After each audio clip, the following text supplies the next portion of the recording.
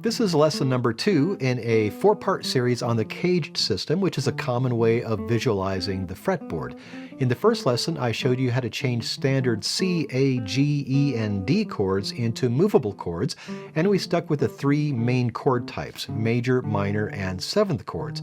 In this lesson, we're going to expand on that, use the same concepts to build up more types of chords. Before we get into all that, I'm going to very briefly let you know that I teach private guitar lessons online and have several guitar books and solo arrangements available. If you're interested, check out my website, the link's in the description.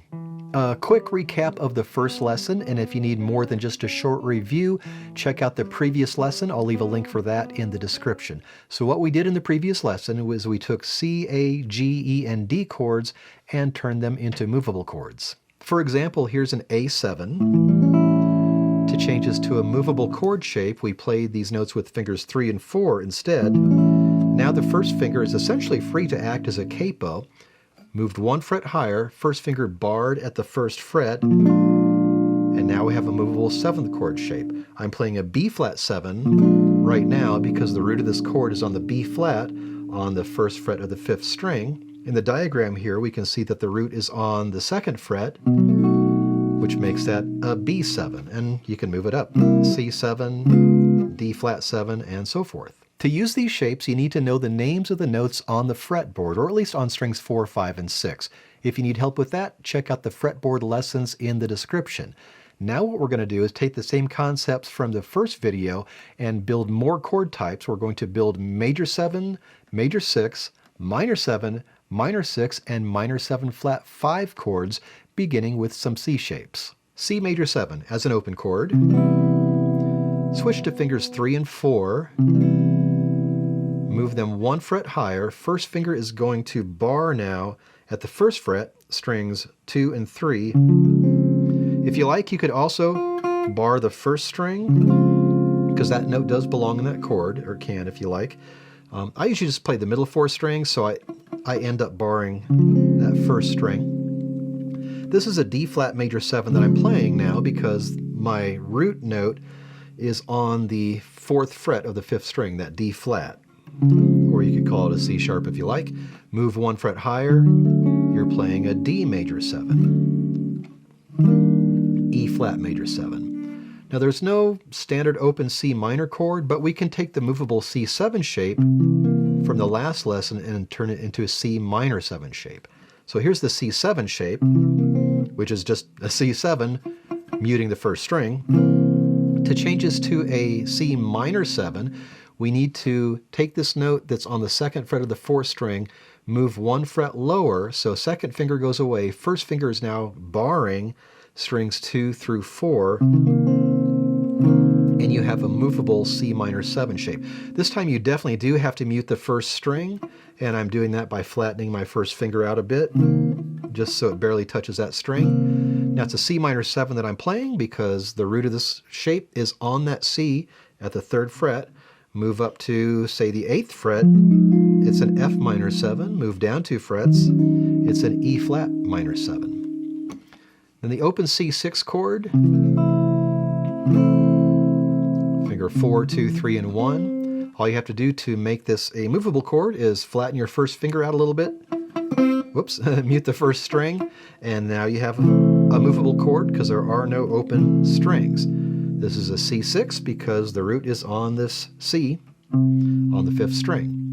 In this diagram here, we can see we've moved up a fret, so that's a C sharp or a D flat 6. Now it's a D6, E flat 6, and the C minor 6. So going back to this C6, to change this to a C minor 6, this note that's on the 2nd fret of the 4th string moves down 1 fret. We need to do a little bit of refingering here to make this happen. So this is finger 3, 1, 2, and 1, with finger 1 barring strings 2 through 4. And again, mute the 1st string. If I move it up a fret, it's a C sharp minor 6. I could move it so that my root is on the 7th fret. Now it's an E minor 6. Next in the CAGED order, A chords. Here's an A major 7. To change this to a movable chord, we switch to fingers 2, 3, and 4. move 1 fret higher, and first finger bars at the 1st fret up through the 5th string. Now you can either bar the 1st string and the 5th string as well.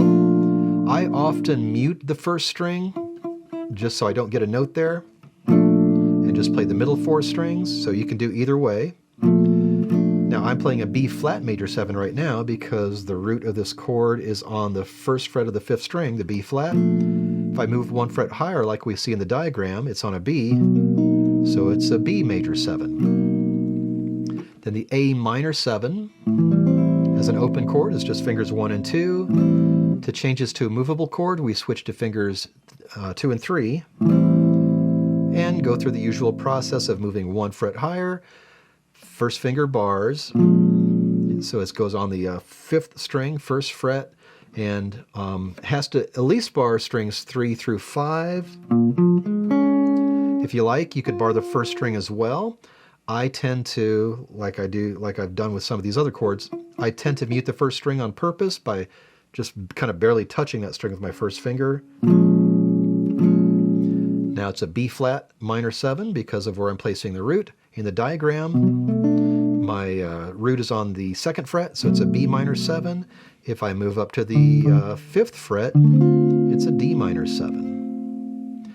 And then the A6 chord, big chord here. That's just my 1st finger barring at the 2nd fret. To change this to a movable chord, bar with your 3rd finger instead. Not very comfortable, but that's what you have to do.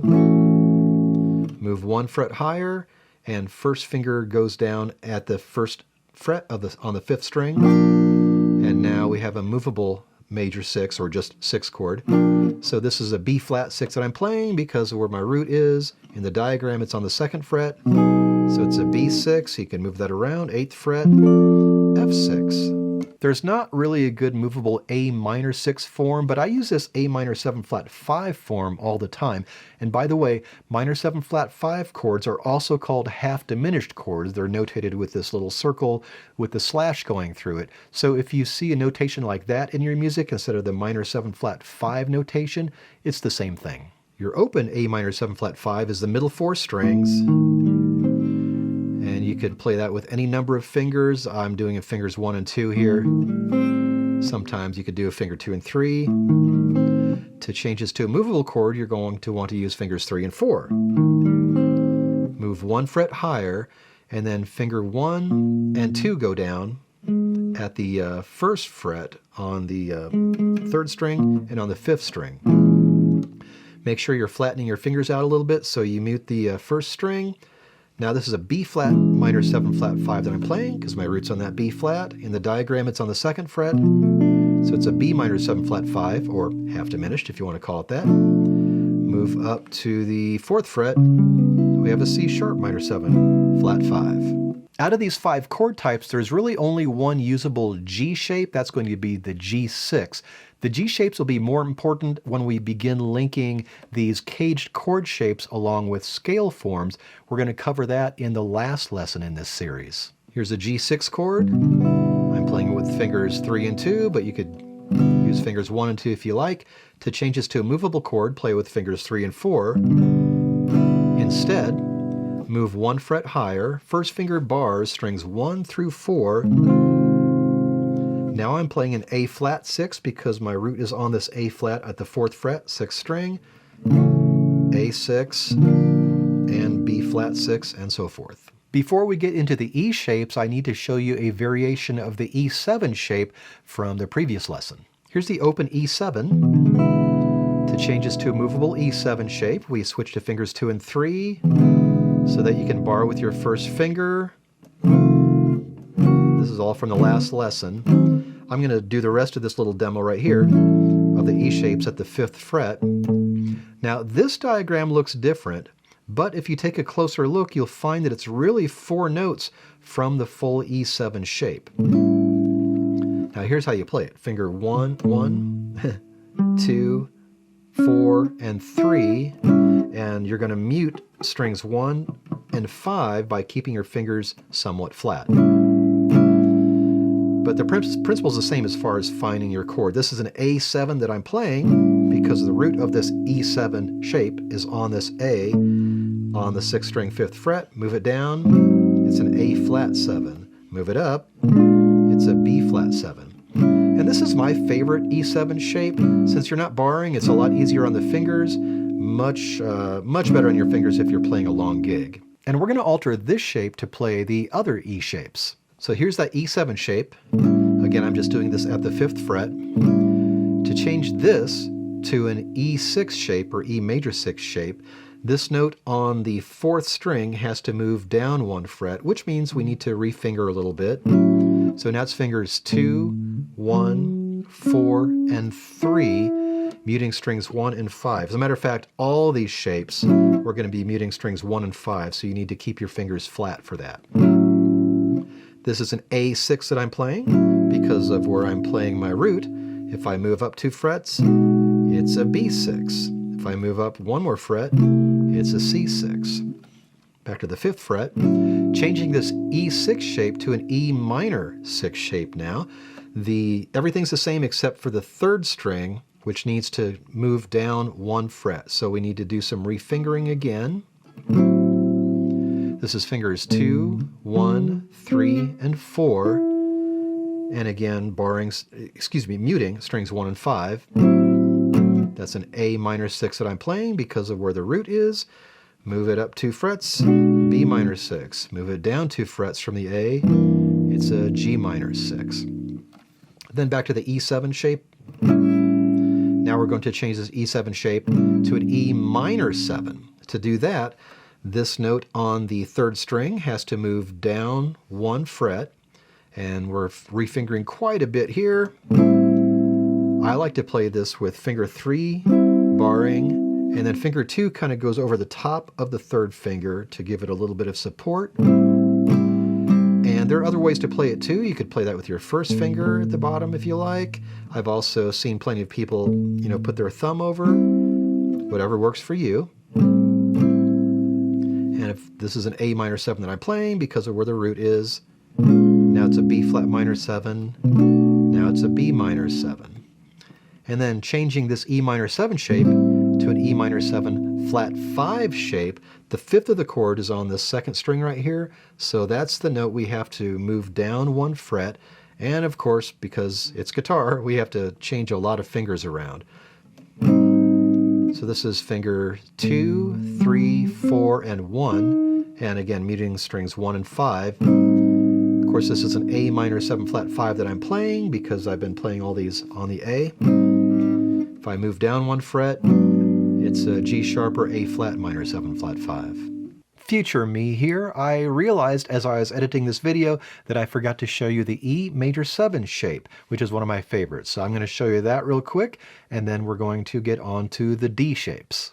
Going back to the E7 shape, to change this to an E major 7 shape, we just change this note that's on the 4th string, move it 1 fret higher, change our fingering. Now we're finger 1, 3, 4, and 2.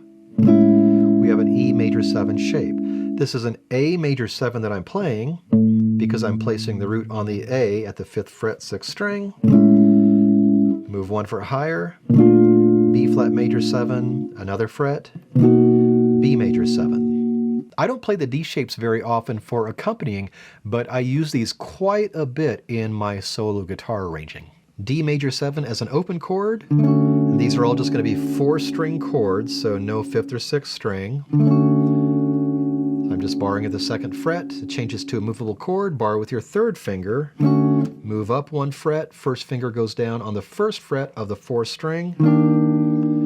Now it's an E flat major 7 because of where I'm placing the root on this E flat. In the diagram, the root is on the 2nd fret, which is an E, so now it's an E major 7, and you can move that wherever you want. D6, there are different ways you could finger that, but to change it to a movable chord, play with fingers 3 and 4 instead.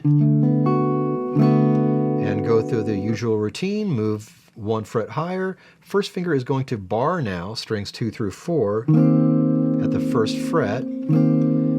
Now because of where my root is, it's an E flat 6 or E flat major 6. In the diagram, again, that's on an E on the 2nd fret, so that would be an E6. If I move so my root is on the 5th fret, now it's a G6. D minor 7 as an open chord, finger 2 and then finger 1 is barring the other 2 strings. To change this to a movable chord, those fingers that are barring, you're going to change them out and play fingers 2 and 3 instead. The fingering overall is fingers 1, 4, 2, and 3. I'm playing this with my root at the 1st fret, so it's an E flat minor 7. In the diagram, it's an E minor 7. If I move up, so my root's at the 7th fret, it's an A minor 7. So you can move them all around. D minor 6, that's how you usually play it as an open chord. Switch to fingers 2 and 3 to make it a movable chord. 1 fret higher, 1st finger bars at the 1st fret, strings 2 through 4. Now I have an E flat minor 6 because of the placement of my root. In the diagram, of course, it's on the 2nd fret, so it's an E minor 6, and move it around. F sharp minor 6 right there.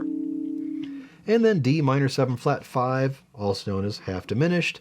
As an open chord, you're just playing an open D and then barring at the 1st fret on strings 1, 2, 3. To change this to a movable chord, bar with your 2nd finger.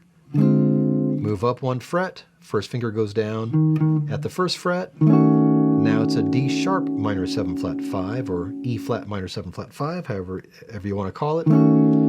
In the diagram, it's on the 2nd fret, so it's an E minor 7 flat 5. By the way, I'm using fingers 1 and 2. Some people like to bar with a 3rd finger, and that's okay too. But just move it all around, 5th fret, G minor 7 flat 5, or half diminished. In the next lesson, we're going to go back to the big 3 chord types, major, minor, and 7th chords. I'll show you how all these caged shapes connect on the fretboard. When that lesson's ready, I'll post a link at the end of this video. Meanwhile, for more guitar lessons, music theory, and solo guitar arrangements, please subscribe.